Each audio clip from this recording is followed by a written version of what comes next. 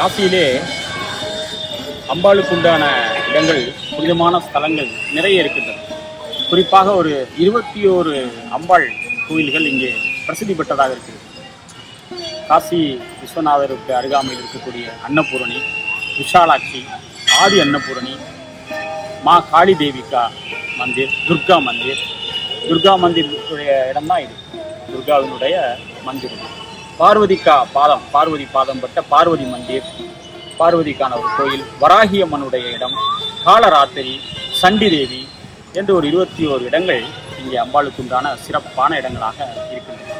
இது எல்லாமே ஒரு மந்திர உச்சாரணையிலே நம்மளுடைய சாஸ்திரங்களில் இருக்கக்கூடிய விஷயங்களில் துர்கா சப்தஸ்துதி என்று சொல்லக்கூடிய அந்த துர்கா ஸ்துதியினுடைய மந்திரங்கள் அதிகம் செய்யப்பட்ட ஒரு பிரதானமான இடமாக அம்பாள் துர்கை தேவியினுடைய ஆலயம் இருக்கிறது. காலராத்திரியும் அதே போல் நம்மளுடைய தாந்திரிக் விஷயங்களிலே உபாசனை செய்யக்கூடிய இடமாகவும், சண்டி தேவி ஹோமம் செய்யக்கூடிய இடமாகவும் இருக்கிறது. ஆதி அன்னபூரணி ஆலயம் புராண காலங்களிலே தேவர்கள், முனிவர்கள் தவம் செய்த யோகபீடமாக இருக்கின்றது. தண்டேஸ்வர் அருகாமையில் இருக்கக்கூடிய ஆதி அன்னபூரணி.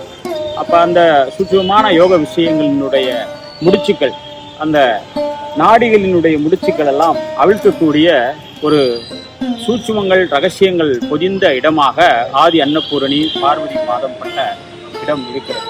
அப்படி காசியில் இருக்கக்கூடிய இடங்கள் யோக சம்பிரதாயமாகவும், யோகத்தில் இருக்கக்கூடிய ரகசியங்களை அவிழ்க்கக்கூடிய இடமாகவும், மந்திரத்தில் இருக்கக்கூடிய விஷயங்களை உணர்த்தக்கூடிய மந்திர சக்திகள் பொருந்திய இடமாகவும் ஸ்தலங்கள் இருக்கின்றது.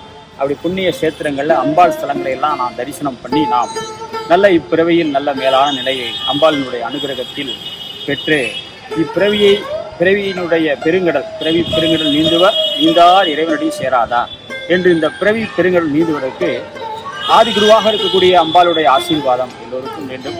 அம்பாளுடைய அருளும் கருணையும் எல்லோருக்கும் வேண்டும். ஓம் குரு.